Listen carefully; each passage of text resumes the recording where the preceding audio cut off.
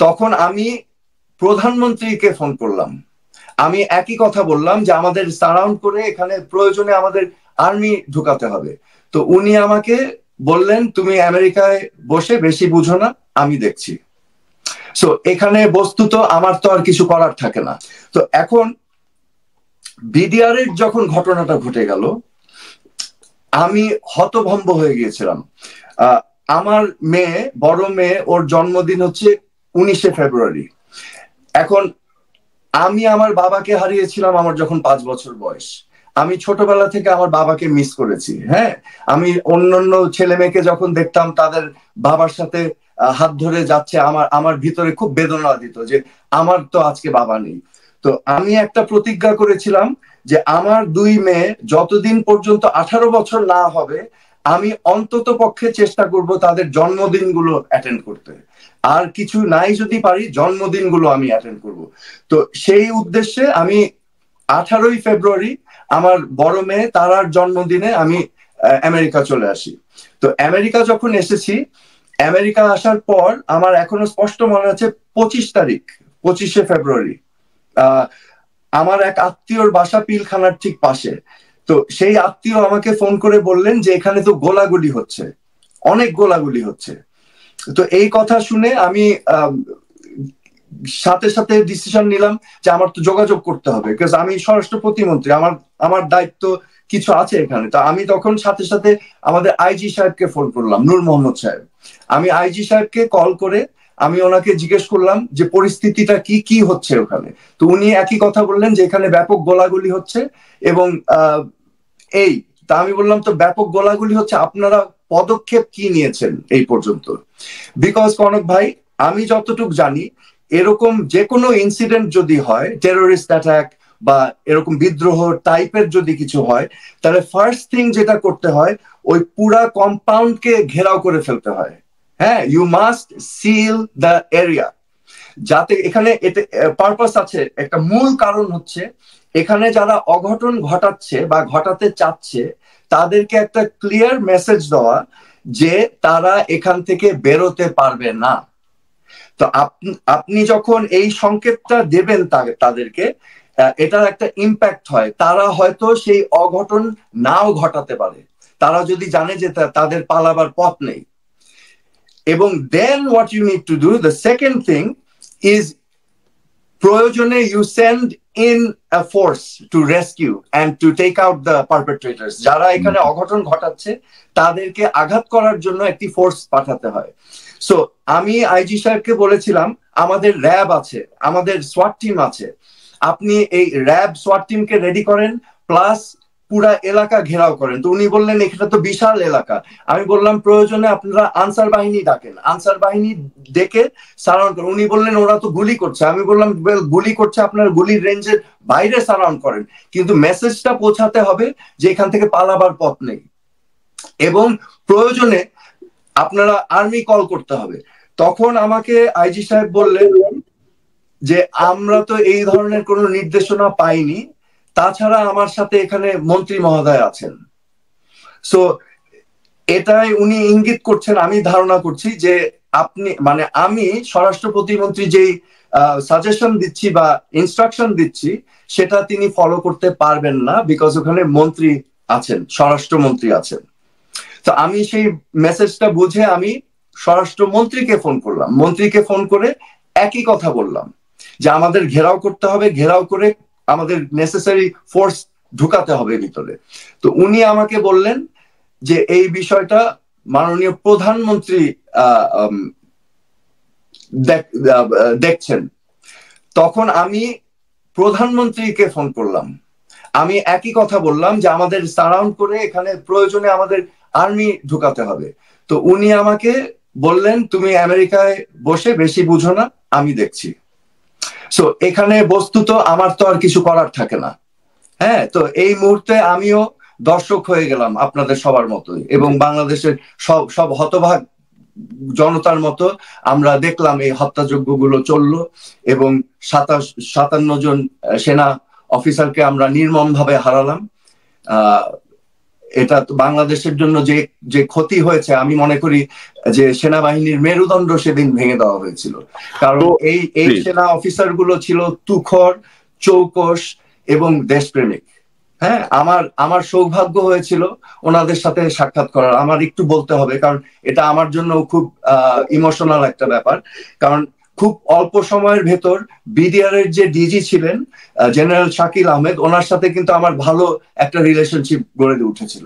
তো উনি আমাকে একদিন বলেছিলেন যে স্যার, আমার সেনা অফিসাররা আপনাকে খুব পছন্দ করেন, কারণ আপনার ইয়াং ডাইনামিক অ্যাক্টিভিটিস দেখে খুব পছন্দ করেন। একদিন আপনাকে আসতে বলেছে দেখা করার জন্য। তো আমি গিয়েছিলাম এবং সকল সেনা অফিসারদের সাথে আমার কথা হয়েছে, কুশল বিনিময় হয়েছে। হ্যাঁ, সো এই সেনা অফিসারদেরকে হারানো আমার জন্য মানসিকভাবে এবং আমার বিবেককেও নাড়া দিয়েছে, because I consider them brothers in spirit.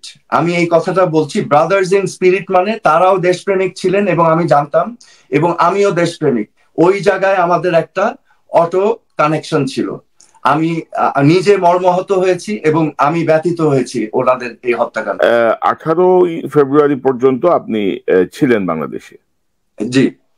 তো বিং এ স্বরাষ্ট্র প্রতিমন্ত্রী, আপনার কাছে গোয়েন্দা রিপোর্ট আসার কথা, এবং আপনি যদি দেখেন যে সেই সময় ধরেন বিডিআর এর সব অফিসারদের কিন্তু একটা জায়গায় জড়ো করা হচ্ছিল। তো দেশপ্রেমিক যারা সাচ্চা অফিসার একদম বেছে বেছে তাদেরকে নিয়ে আসা হচ্ছিল। যারা বিডিআর এ ধরেন কিছুদিন আগেও সার্ভ করছে, ট্রান্সফার হয়েছে, তাদেরকে আবার নিয়ে আসা হচ্ছিল। যেমন গুলজার সাহেবের কথাই আমি যদি বলি। তো এবং এখন দেখা যাচ্ছে যে এই ঘটনার সঙ্গে শেখ হাসিনা সরাসরি যুক্ত ছিলেন, এই পরিকল্পনার সাথে, এই হত্যাযজ্ঞের সঙ্গে। তো আপনি যখন ফিরে আসলেন, পদত্যাগ করার আগ পর্যন্ত আপনি কি এমন কোনো তথ্য পেয়েছিলেন, বা পরবর্তী সময়, এখন তো আপনি দেশেই থাকেন, আপনার পর্যবেক্ষণ কি বলে, বা যোগাযোগ বা সবকিছু মিলিয়ে আপনি এটাকে কিভাবে দেখেন? মানে এত ভালো ভালো কথা বলে যে সরকার ক্ষমতায় আসলো, তারা প্রথমেই আমাদের 57 জন অফিসারকে শেষ করে দিল। এখন এটা মোটামুটি প্রমাণিত যে ভারতের সহায়তায় শেখ হাসিনার মানে প্রত্যক্ষ নির্দেশে এই ঘটনাগুলো ঘটেছিল। আপনি কি বলবেন?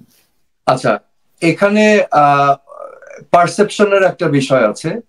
আমি যখন স্বরাষ্ট্র প্রতিমন্ত্রীর দায়িত্ব নিলাম, আমি প্রথম থেকেই লক্ষ্য করেছি যে মন্ত্রণালয়ের বেশিরভাগ কাজই কেমন জানি অটো হয়ে যায়। হ্যাঁ, এখানে সিদ্ধান্ত, ডিসিশন মেকিং এবং অনেক বিষয়গুলো অজান্তে হয়ে যাচ্ছে। তো আমার কাছে এই জিনিসগুলো খুব আশ্চর্যজনক লেগেছিল শুরু থেকেই। তো আমার মনে হয়েছে যে মন্ত্রীরা জাস্ট একটা চেয়ারে বসে আছেন এবং তাদের আড়ালে কিন্তু সব কাজগুলো হয়ে যাচ্ছে, এবং ওটার কনফার্মেশন আমি পরে পেয়েছি।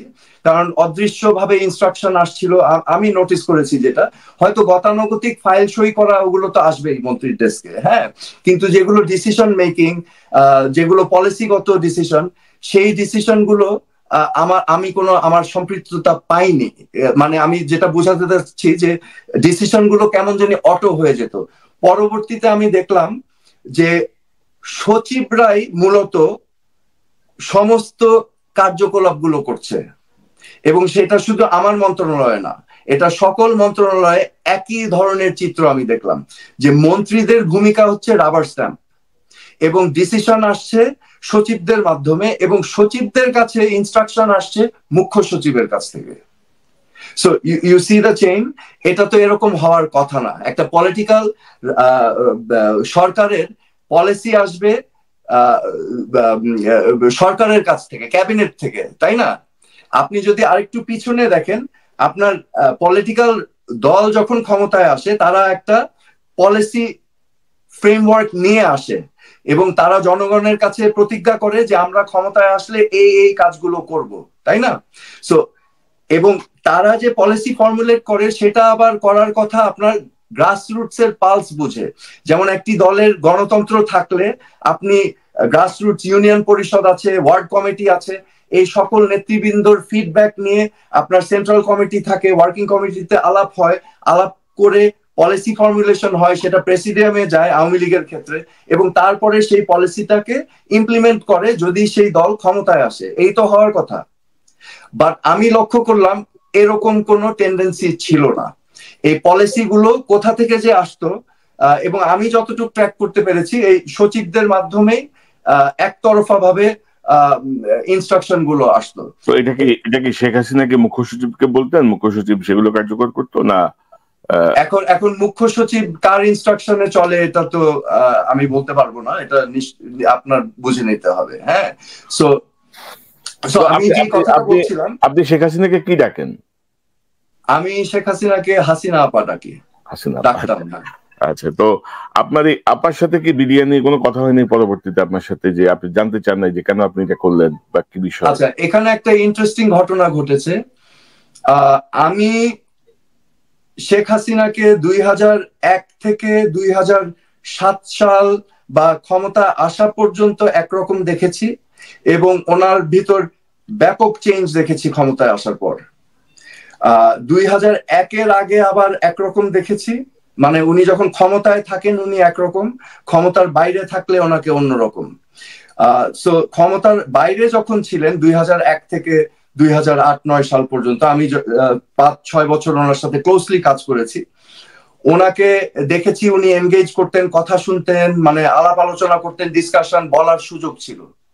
কিন্তু উনি প্রধানমন্ত্রী হওয়ার পরে সেটা হঠাৎ ভ্যানিশ হয়ে গেল। তো আমি এটাতেও শকড হয়েছি যে এখানে যে কমিউনিকেশনের একটা জায়গা ছিল সেটা তিনি ক্লোজ করে দিয়েছিলেন। হ্যাঁ, সো এখানে কেউ ওনার সাথে ওইভাবে কমিউনিকেট করার কারোর সুযোগ ছিল না।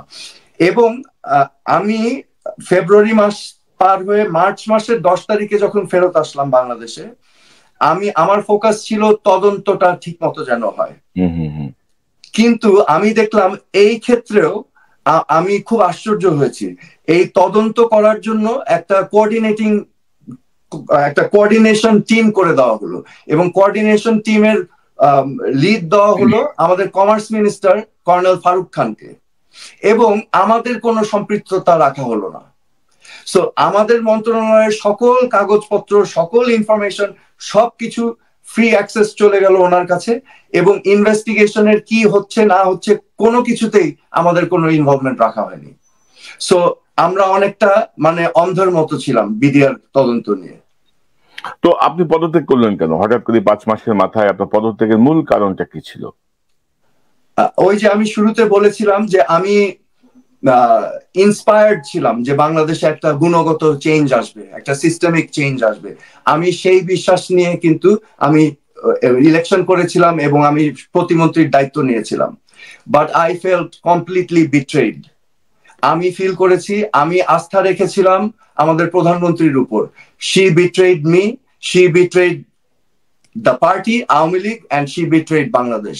বিকজ আমি দেখতে পেলাম যে আমরা যে দিন বদলের সনদ, যেটা আমরা মানুষের কাছে প্রতিজ্ঞা করেছিলাম করব, সেটা করতে হলে প্রথম 6 মাসে সেটার চিহ্ন পাওয়া যেত, কিন্তু আমরা তো সেদিকে যাইনি। আমরা গতানুগতিক পলিটিক্যাল কালচারটা মেনটেন করে ওটাকে আরো মানে ধ্বংসের পথে আমি মনে করি সে সময় আমার মনে হয়েছিল। আসলে আমি সেই সময় কিভাবে বুঝাবো আপনাকে, আমি অনেকটা আঁচ করতে পেরেছিলাম যে এইভাবে যদি যেতে থাকে আওয়ামী লীগের এই পরিণতি হবে, দেশের এই পরিণতি হবে একদিন। তো আমি দুর্নীতি দেখেছি, আমি অনিয়ম দেখেছি, আমি অব্যবস্থাপনা দেখেছি, আমি এই সকল কিছু দেখে, এবং আমার বিডিআর এর এই ইনভেস্টিগেশনের বিষয়টাও আমার কাছে ভালো লাগেনি, যে এখানে 2টা তদন্ত কমিটি করা হলো অথচ স্বরাষ্ট্র মন্ত্রণালয়ের কোনো ইনভলভমেন্ট নেই। হ্যাঁ, সো এই সকল কিছু মিলিয়ে আই ফেল্ট বিট্রেড, যে আমার সাথে, দেশের সাথে, দলের সাথে বিশ্বাসঘাতকতা করা হয়েছে। সো আমি অনেক যন্ত্রণায় ছিলাম। একটা পর্যায়ে এসেছে যে আমার স্বরাষ্ট্র প্রতিমন্ত্রী হিসাবে আমার কোনো ইনস্ট্রাকশন ফলো করছিল না ঊর্ধ্বতন কর্মকর্তারা, কারণ আমি দুর্নীতি মুক্ত স্বরাষ্ট্র মন্ত্রণালয় করেছিলাম। আমি বদলি, ট্রান্সফার বাণিজ্য বন্ধ করেছিলাম। কনক ভাই, আপনার বুঝতে হবে স্বরাষ্ট্র মন্ত্রণালয়ের বাজেট কিন্তু মানে টপ 5 বাজেট বাংলাদেশে, ঠিক আছে? কারণ এখানে পুলিশ আছে, এখানে প্রিজন সিস্টেম আছে, কোস্ট গার্ড আছে, আনসার বাহিনী আছে, এখানে অনেক ব্যয়বহুল একটা মন্ত্রণালয়। তো এখানে কিন্তু অনেক দুর্নীতি হয়, অনেক অনিয়ম হয়, ঠিক আছে? আমি চেষ্টা করেছিলাম যে ফার্স্ট স্টেপ হবে এই জায়গায় আমরা দুর্নীতি অনিয়ম বন্ধ করব। সেই মর্মে আমি কিন্তু একটা মিটিংও করেছি আইজি সাহেব এবং সকল পুলিশ এবং আইন শৃঙ্খলা রক্ষাকারী বাহিনীর ঊর্ধ্বতন কর্মকর্তাদের সাথে, এবং আমি বলে দিয়েছিলাম যে আজকে থেকে দুর্নীতি এবং বদলি, ট্রান্সফার বাণিজ্য সকল কিছু বন্ধ এই মন্ত্রণালয়ে, বিকজ আমরা এই প্রতিষ্ঠানটাকে, এই মিনিস্ট্রিকে লিড করব as a symbol against corruption এবং অনিয়ম। আচ্ছা, পরবর্তীতে আমি দেখলাম যে আমার অজান্তে অনেক ইনস্ট্রাকশন চলে যাচ্ছে। একটা উদাহরণ দেই, যেমন আমি স্বরাষ্ট্র প্রতিমন্ত্রী, আমি হঠাৎ একদিন দেখলাম আমার জেলা গাজীপুরের এসপি চেঞ্জ হয়ে গেছে। তা আপনি এখন চিন্তা করে দেখেন বিষয়টা, আমি স্বরাষ্ট্র প্রতিমন্ত্রী, আমার জেলার এসপি চেঞ্জ হয়ে গেছে, আমাকে বলা হয়নি।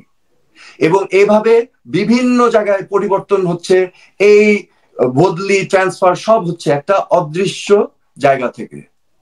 তো এই সকল কিছু আমাকে ব্যথিত করেছে, এবং আমি তখন রিয়েলাইজ করেছি যে এই অবস্থাতে আমি যদি থাকি, আমি অনেকের জন্য পথের বাধা হয়ে যাচ্ছি, এবং তারা আমার জন্য বাধা হয়ে যাচ্ছে, এবং উপর যদি ঠিক না থাকে আমি এখানে সার্ভাইভ করতে পারবো না। এবং আপনি তো নিজেই নির্যাতিত হয়েছেন, আপনি হয়তো আজ করতে পারছেন কি ধরনের হতে পারে। আমি একটা উদাহরণ দিই, আপনার সুরঞ্জিত সেন গুপ্তকে মনে আছে? আওয়ামী লীগের প্রেসিডিয়াম সদস্য, মনে আছে ওনার একটা ঘটনা, 70 লক্ষ টাকা নিয়ে বিডিআর ভিতরে। আপনি একটি দুর্নীতিগ্রস্ত সিস্টেমের ভিতরে যদি অনেস্ট থাকেন, আপনাকেই বানিয়ে দেবে দুর্নীতিগ্রস্ত, আপনাকেই ফাঁসিয়ে দেওয়া হবে কোন না কোনো বিষয়ের ভিতর। সো আপনার বুঝতে হবে যে আপনি কি বলছেন যে সুরঞ্জিত সেনগুপ্তকে ফাঁসানো হয়েছিল এইভাবে? এটা তো মানে আপনি যদি চিন্তা করে দেখেন, একটা মন্ত্রীর গাড়ি থামানো হচ্ছে, এটা তো ভেরি আনইউজুয়াল, তাই না? সে সময় অবশ্য সুরঞ্জিত বাবু বেশ কড়া কথা কিছু বলছিলেন, সমালোচনা করছিলেন, তার একটা ফলাফল সিগন্যাল দিয়ে দেওয়া হয়েছিল আর কি। রাইট। আর তারপরে তো আপনি দেখেছেনই যে আরো কি কি হতে পারে। হ্যাঁ, এখানে তো আরো ভয়াবহ অনেক কিছুই হতে পারে। সো আমি তখন দেখলাম যে আমার মূল যেই উদ্দেশ্য ছিল যে বাংলাদেশকে আমরা একটি সুন্দর রাষ্ট্র হিসাবে গঠন করব, সেদিকে আমরা যাচ্ছি না। তো আমার কাছে মনে হলো তাহলে এখানে তো আমার সময় নষ্ট করার কোনো মানে হয় না। হ্যাঁ, সো আমি তখন সিদ্ধান্ত নিয়েছি পদত্যাগ করে ছেড়ে দিতে। তো 15 বছর পরে আপনি যদি ফিরে তাকান, বিডিআর ঘটনাটার জন্য আপনার কাকে দায়ী মনে হয়? এখন যেগুলো আসছে, শেখ হাসিনার ইনভলভমেন্ট, তৎকালীন সেনাপ্রধানের ইনভলভমেন্ট, সবকিছু মিলিয়ে আপনি কাকে দায়ী মনে করেন, বা ভারতের ইনভলভমেন্ট আপনি কিভাবে দেখেন এই 15 বছর পরে তাকিয়ে? নিশ্চয়ই, যেহেতু আপনি একটা মন্ত্রণালয়ের দায়িত্বে ছিলেন, যে কদিনই থাকেন, পুলিশ, গোয়েন্দা সংস্থা, বিভিন্ন সূত্রে আপনার সঙ্গে এখনো যোগাযোগ আছে, অনেকেই হয়তো আপনার কাছে এমনি গল্প করতে আসে। তো সেই জায়গাটা থেকে আপনার, আমার সাথে কেউ গল্প করতে আসেনি, বাট এনিওয়ে শোনেন, আমার পজিশনে থাকলে it's a very lonely position, এখানে কেউ থাকে না। হ্যাঁ, এনিওয়ে একাই আর কি সবকিছু সত্যর সাথে থাকতে হয়, এবং চারিদিক থেকেই আপনাকে সবাই আক্রমণ করে। আপনি যদি সত্যর পথে থাকেন দেখবেন সবাই আক্রমণ করছে। সো এনিওয়ে, আমি খুব লজিক্যাল, বাস্তব চিন্তা করি। হ্যাঁ, সো আমি সবসময় দেখার চেষ্টা করি এভিডেন্স কি আছে, এভিডেন্স থাকলে এখানে বেনিফিশিয়ারি আছে কিনা, ঘটনা প্রবাহগুলো কিভাবে ঘটেছে। সো আমার কাছে কয়েকটা জিনিস খটকা লেগেছে। নাম্বার 1, আমি যেটা বললাম যে আমাদের রেসপন্সটা, যখন ঘটনাটা ঘটছিল তখনকার রেসপন্সটা আমার কাছে গ্রহণযোগ্য না। হয়তোবা এখন আমি তো বলতে পারছি না যে কেন, কিভাবে হয়েছে, এটা যার ইনস্ট্রাকশনে হয়েছে তাদের থেকেই জানতে হবে, তাই না? তো আমার কাছে সেই জায়গায় মনে হয়েছে যে এখানে কিছু সমস্যা আছে। পরবর্তীতে ইনভেস্টিগেশনের যখন বিষয়টা আসলো, ইনভেস্টিগেশন কেন কোঅর্ডিনেশন কমিটি করা হলো, এবং ইনভেস্টিগেশন গুলো সঠিকভাবে হয়েছে কিনা, কি এভিডেন্স হয়েছে, এবং তারা কিভাবে এটা করলো, এটাও একটা গুরুত্বপূর্ণ অ্যাসপেক্ট। সো ভবিষ্যতে যদি রিইনভেস্টিগেশন হয়, আমার মনে হয় এদিকে মনোযোগ দিতে হবে যে এখানে বেনিফিশিয়ারি কে, এবং এই তদন্তটাকে ডাইভার্ট করার কোনো চেষ্টা ছিল কিনা, এবং কোঅর্ডিনেশন কমিটির ভূমিকা কি ছিল, তো এগুলোকে বিশ্লেষণ করে সামনে আমাদের বের করে নিয়ে আসতে হবে। আমি যদি এই প্রশ্নটাই যদি আপনাকে বলি যে আপনার পর্যবেক্ষণ কি বেনিফিশিয়ারি কে, আপনি কি মনে করেন? ডেফিনেটলি বেনিফিশিয়ারি বাংলাদেশ না, ডেফিনেটলি বেনিফিশিয়ারি বাংলাদেশ সেনাবাহিনী না। তো শেখ হাসিনা কেন এই ঘটনাটা ঘটালো, মানে কি ছিল ইন্টারনাল, মানে আপনার, আমি জাস্ট একটু মানে আপনি অনেক অনেক স্পষ্টভাষী মানুষ, মানে মানুষ আপনার ইন্টারভিউটা কিন্তু ফলো করবে, যারা জানতে চাইবে আপনার আপনার জায়গাটা থেকে তারা আসলে এই বিষয়টা মানে বুঝতে চায়। না, এখন আপনি এখানে যেটা আছে, আমি দেখেন, আমি তো পর্যবেক্ষণ করছি আপনাদের মতো, আমি আপনাদের প্রোগ্রামও দেখেছি এবং আমি মেজর সুমনের ইন্টারভিউ দেখেছি এবং সবার মতামত গুলো দেখেছি। সো মতামত গুলো দেখে স্বাভাবিকভাবেই এখানে অনেক সিরিয়াস প্রশ্ন আসে।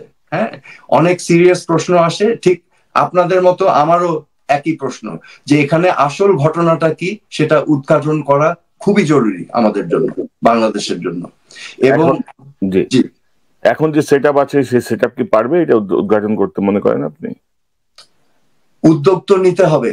এখন তো এই যে ছাত্র জনতা যে একটা নতুন উদ্যমে আমাদের একটা নতুন বাংলাদেশ করার সুযোগ করে দিয়েছে, সো এই অবস্থাতে তো আমাদের পদক্ষেপ নিতে হবে, ইমিডিয়েটলি পদক্ষেপ নিতে হবে না? এটা এরকম একটি জঘন্য হত্যাকাণ্ড হয়ে গেল, এটার বিচার করতে হবে এক পরিবারের জন্য, সঠিক বিচার করতে হবে পরিবারের জন্য, এবং ইকুয়ালি অ্যাজ ইম্পর্টেন্ট বাংলাদেশের জন্য, যাতে করে এরকম ঘটনা আর কোনোদিনও না ঘটতে পারে বাংলাদেশে।